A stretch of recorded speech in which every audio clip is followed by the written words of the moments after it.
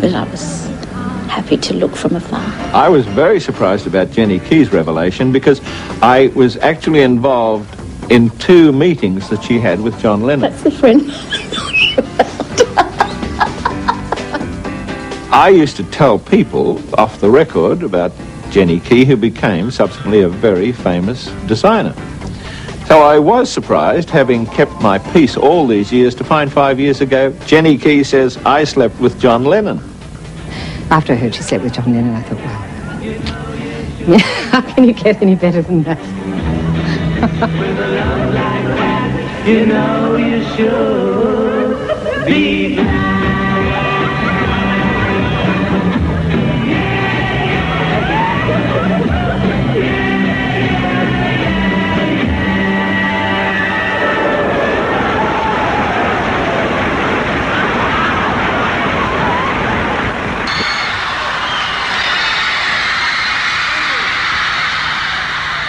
Thank you very much indeed. Well, the next number will have to be our last number for tonight. Yes? Oh, yes. I realised I was a bit strange when, at Festival Hall I'd be there screaming out, I love you, John, I love you, Paul. I mean, maybe it was my turning point in my life. When we got into the concert, something happened that really took me by surprise, and that is that Ian started to scream and squeal like a girl. Now, to see a guy screaming like a girl is very unusual. To see lots of girls all, going crazy was one thing. And I got really concerned for him because he was hyperventing and it was quite frightening. A St John's ambulance guy came up to us and said, I think I better take you out to Ian. And I got up and said, I think he'll be okay, I'll settle him down. So I settled him down. And then Ian got worse. So the St John's ambulance guy came back and said, I'm going to have to remove you from the stadium. And I got up and I must have had my fist clenched, which looked like I was going to punch this guy, but I wasn't really. I must have just had my hand like that. And the security guard saw this and got our arms and twisted them up our back, mine and Ian's, and then threw us out the door. I was kicking that door, screaming, let me back in, Because the song, ironically, that I liked so much wasn't actually a Beatles song. It was Long Tall Sally, which Paul McCartney sang at that time. And I was just devastated there. I could hear this, refrains of this inside, and I was outside. And Ian just lost it. I thought we were going to have to take him to hospital. He was screaming and banging on the door, and it was a sight to see.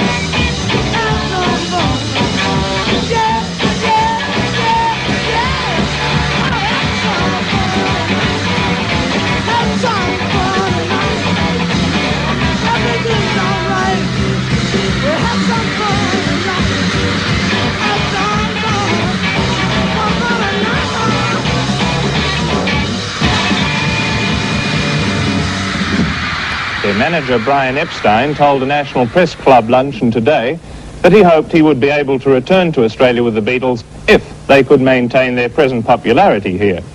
Mr. Epstein was not able to give a date, but he thought it would be at least a year before they would be coming back. I immediately think of a kind of Woodstock in wheelchairs, that I think by trying to reunite the Beatles and reinvent Beatlemania, I think it's a triumph of nostalgia over common sense. They were of their time, they were completely fantastic. The only motive the reuniting the Beatles today is mercenary. If they reform, what are they going to do? Are they going to be cutting edge? Are we going to get, you know, a techno dance hit out of them? Or maybe, you know, a contemporary rap song or something like that? Of course we're not. We're going to get sweet harmonies and a sort of sense of deja vu. It's just going to be another exercise in nostalgia. And it's going to basically undermine the most significant thing about them, which of course was that they, for their entire career, remained at the cutting edge of popular music, inventing that cutting edge as they progress. I would hate to see them going out on the road. I really would. I just don't think that's. I mean, Floyd, okay, and you know, other bands, even the Eagles, but I just would hate to see the Beatles without John Lennon. That would not be the Beatles without John Lennon. You're really looking at the people, right? Yes, sure. You're very aware of everything around you. Yeah. I think you've got to be. You might get shot.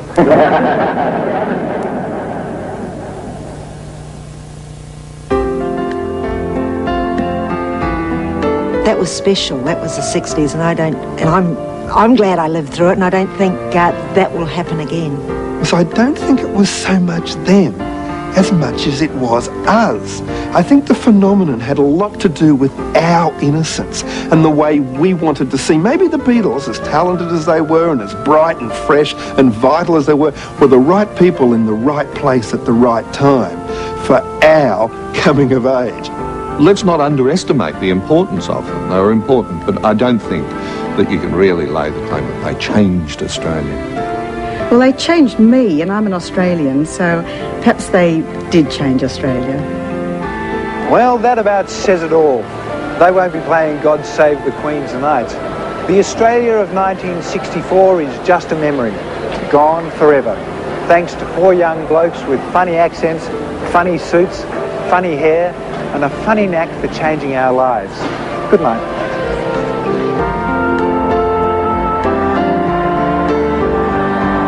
Why did we love the Beatles? Answer, because they were young when we were young.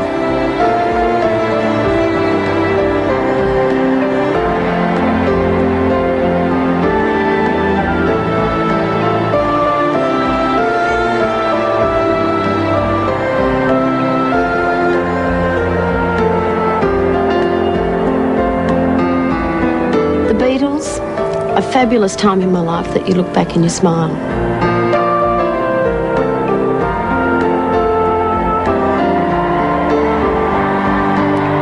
They were a very important part of my life. I love them.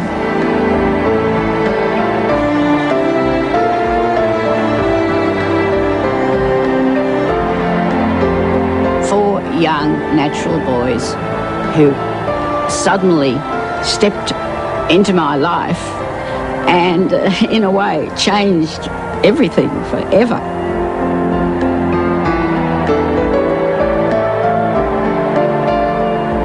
I think that it was the first time I ever did anything really bad that my mother told me I shouldn't do.